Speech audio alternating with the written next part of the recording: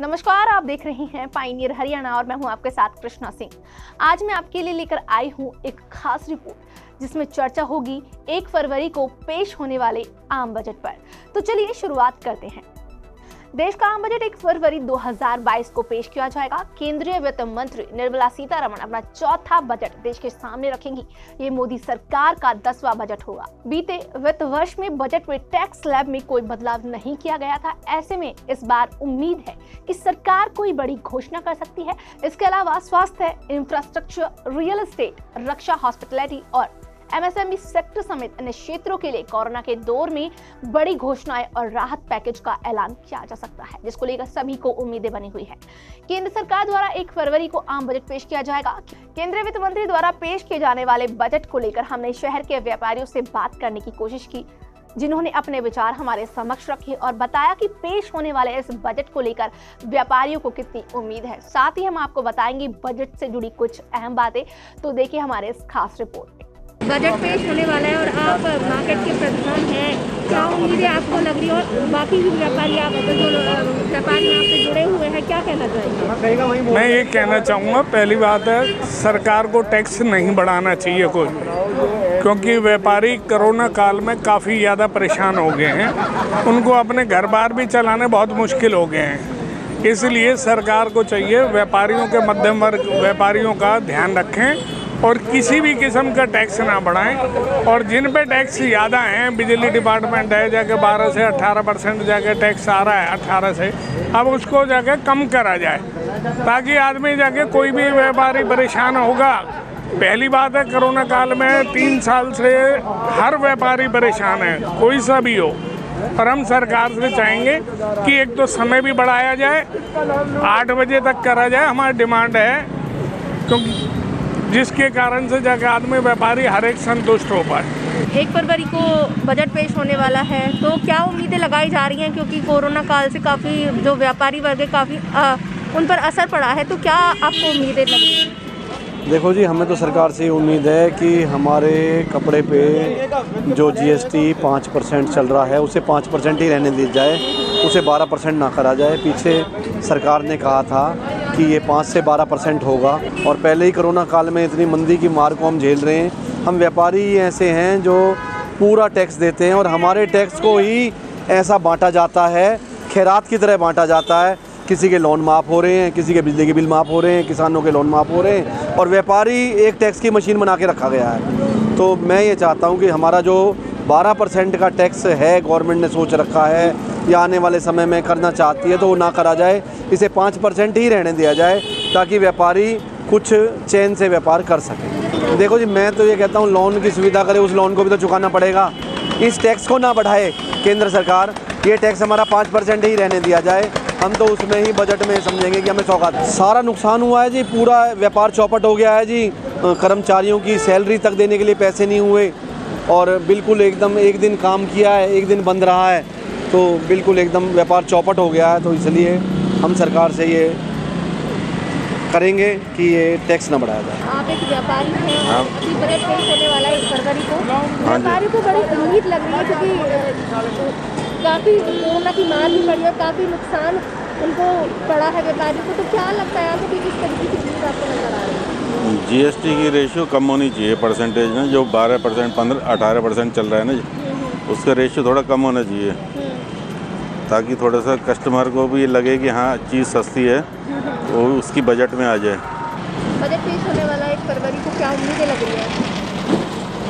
Budget तो जब आएगा तभी पता चलेगी। बाकी उम्मीद ये करते हैं कि जिस प्रकार से हम सोच रहे थे कि कपड़ों पे GST बढ़ेगी या और चीज़ों पे GST बढ़ेगी, हम सरकार से उम्मीद करते हैं कि उन पे GST इतनी ना बढ़ाएं, क्योंकि अभी तक GST जो लगी हुई है, व्यापारी वर्ग हर तरीके से परेशानी है कि कभी कोविड के चक्कर में, कभी लॉकडाउन के चक्कर में और दुकानें टाइम से नहीं खुल रही। तो उस चीज़ में इन बजट में हम ये उम्मीद करते हैं कि GST वगैरह इन चीज़ों को कम ही दरों पर रखा जाए, उनमें कोई बढ़ोतरी ना करी जाए। हर दुकानदार को पिछले 2 साल से बहुत मुश्किलें देखनी पड़ी हैं और 2 साल से हर तरीके की दुकानदार ही, मध्य वर्ग ही हर तरीके की इन मुश्किलों को देख रहा है।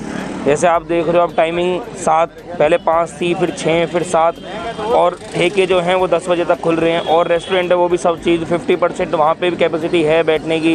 तो दुकानदारों पे ही क्यों वो? आप खुद सोच के देखिए कि जो टाइमिंग अगर 10 बजे तक है, कस्टमर अगर 9 बजे तक वो आराम से आता, अब वो कम टाइम इंटरवल के चक्कर में वो जल्दी आएगा, तो इससे भीड़ दुकानों पे कम होगी या ज़्यादा होगी? तो उम्मीद तो है कि टाइम के लिए भी हमने पहले बोला था कि टाइम को भी बढ़ाया जाए, उस चीज़ के लिए भी बोलता हूँ। बाकी ये है कि हर तरीके को सोच के चलना चाहिए। तो दुकानदार देख ही रहा है, 2 साल से फेस कर ही रहा है हर तरीके की प्रॉब्लम। नए मोबाइल का काम है हमारा। बजट पेश होने वाला है, केंद्र सरकार से क्या उम्मीदें जताई जा रही है? उम्मीद को देखो जी, अभी उम्मीद तो सरकार से काफ़ी होती है जनता को, लेकिन उम्मीद सरकार लाएगी कहाँ से? अभी इतना 2 साल से कोरोना इतना चल रहा है, सरकार की सोर्स ऑफ इनकम तो ख़त्म हो गई, खर्चे ख़त्म हुए नहीं हैं। पैसा सरकार को चाहिए तो कहाँ से? अगर वो टैक्स नहीं बढ़ाएगी या कुछ नहीं लेगी तो कहाँ से लाएगी जी? ये जनता को फ्री में टीके लग रहे हैं, ये 2-2 डोज लगी हैं। कितनी कीमत सबसे? हमारी देश की आबादी 150 करोड़ होने जा रही है, लगभग 1000 रुपये का इंजेक्शन पर हेड को लगा है। कितना पैसा कहाँ से लाएगी सरकार? रेलवे बंद है, सैलरी जारी है, बसें बंद हैं, सैलरी देनी है, सेल टैक्स दफ्तर बंद है, सैलरी देनी है, हर महकमा बंद है, सैलरी देनी है, सरकार पैसा लाएगी कहाँ से? लेकिन उम्मीद जताई जा रही है कि जैसे कोविड-19 के बीच सरकार कोई बड़ी घोषणा कर सकती है, उम्मीदें तो काफ़ी लग रही है, लेकिन सरकार बड़ी घोषणा, देखो अब इलेक्शन का टाइम है, उसकी वजह से कुछ हो रहा हो तो हो, वरना रिक्वायरमेंट नहीं है सरकार को, अपनी भारत सरकार को कर्जे में डुबोने वाला काम। 1 फरवरी सुबह 11 बजे संसद में केंद्रीय वित्त मंत्री द्वारा बजट पेश किया जाएगा। बता दें, राष्ट्रपति रामनाथ कोविंद के अभिभाषण से बजट सत्र की शुरुआत होगी। राष्ट्रपति 31 जनवरी को सदन के दोनों सदनों को संबोधित करेंगे। ये सत्र 2 भाग में आयोजित होगा। पहला हिस्सा बजट सत्र का होगा, जो कि 11 फरवरी को खत्म होगा। बजट सत्र का दूसरा हिस्सा 14 मार्च को शुरू होगा और 8 अप्रैल को खत्म होगा। बजट से पहले सरकार आर्थिक सर्वेक्षण जारी करती है। आर्थिक सर्वेक्षण वित्त मंत्रालय का अहम दस्तावेज होता है। हर साल वित्त वर्ष के लिए बजट पेश करने से ठीक 1 दिन पहले सरकार संसद में इकोनॉमिक सर्वे पेश करती है। इस सर्वे में देश की आर्थिक स्थिति के बारे में जानकारी होती है। पिछले 1 साल का पूरा हिसाब किताब होता है।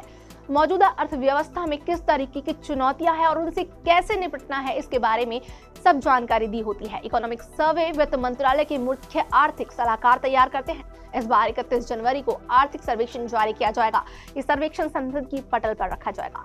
इस साल केंद्र सरकार का ध्यान कोविड-19 महामारी से अर्थव्यवस्था को उबारने और देश के आर्थिक सुधार में तेजी लाने का है। देश की स्वास्थ्य प्रणाली को मजबूत करने के लिए कई उपायों की घोषणा की उम्मीद है। इस बार बीमा क्षेत्र पर भी ध्यान दिया जा सकता है। साथ ही मैन्युफैक्चरिंग इंडस्ट्री को भी राहत प्रदान की बात की जा सकती है। इस साल करदाताओं को भी टैक्स दरों और सेस में कमी की उम्मीद है।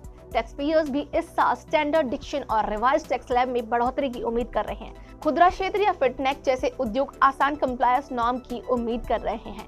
सबको उम्मीद है कि इस बार का बजट सबके हितों को देखकर पेश किया जाएगा। आज के लिए इस खास रिपोर्ट में इतना ही। ऐसी और भी अपडेट को जानने के लिए जुड़े रहिए पायनियर हरियाणा के साथ। राष्ट्रीय समाचार पत्र पायनियर हरियाणा पढ़ने के लिए डाउनलोड करें हमारी वेबसाइट पर प्रकाशित ई-पेपर।